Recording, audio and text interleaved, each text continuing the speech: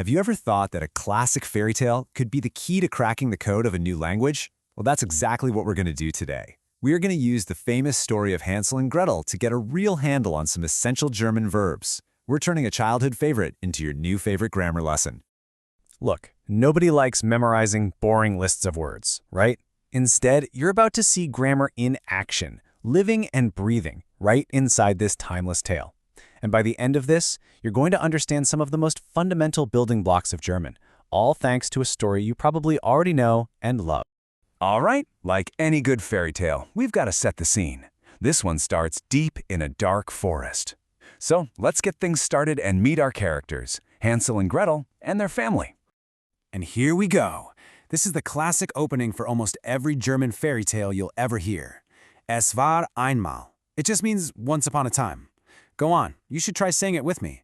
Es war einmal. It just instantly sets that magical storybook mood. You ready? Let's dive in. So our story kicks off with this very simple sentence. Die Familie wohnt in einer kleinen Hütte. Which, of course, means the family lives in a small hut. And boom, right away, we've got our first verb, wohnt, which comes from the verb wohnen. Now, wohnen is what we call a regular or weak verb. And that is fantastic news for us, because it means it's predictable.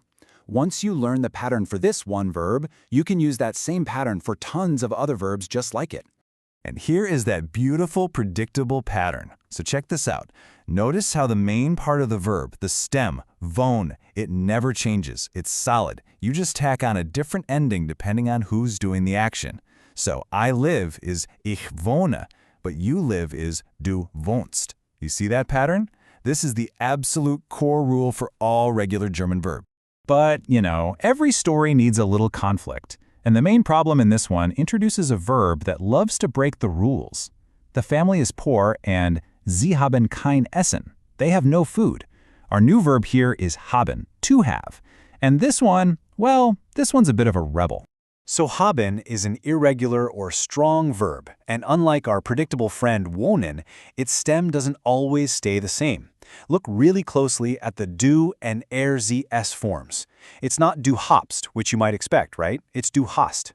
The stem itself actually changes. These are the tricky ones you just kind of have to memorize. Okay, let's move on to the first major plot point.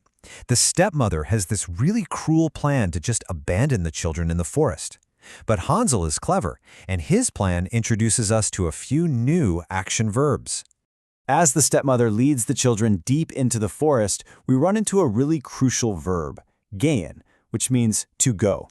This is one of the most common verbs in the entire German language, so it's a fantastic one to get under your belt.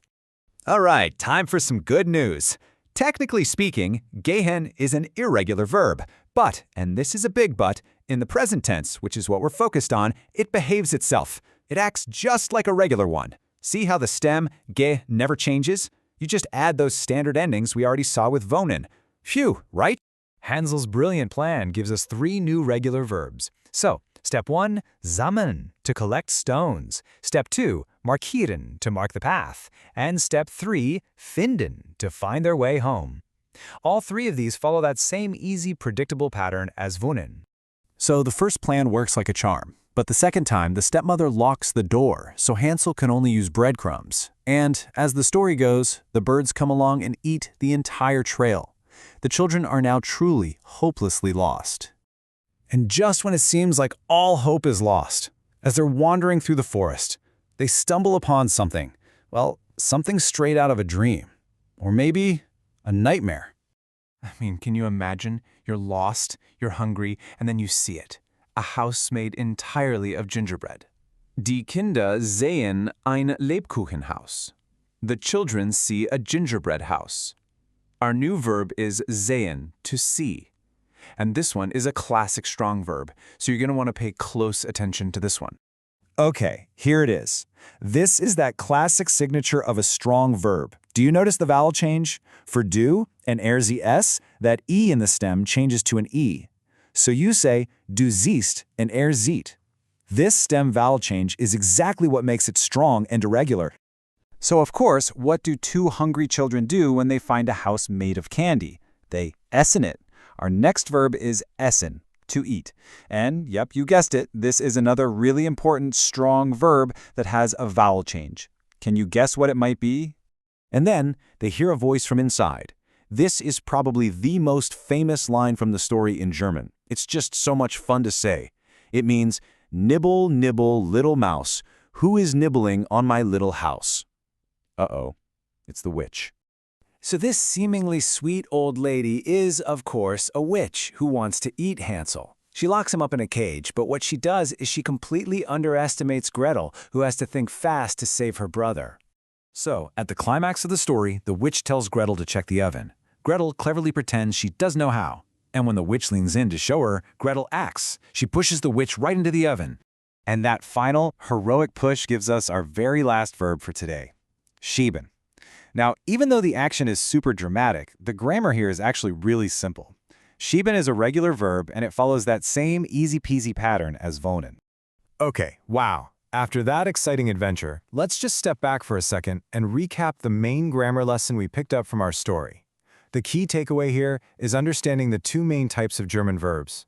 So here's the key difference, all in one place. On the left, you've got your regular weak verbs. Their stem never changes, which makes them predictable and pretty easy to handle.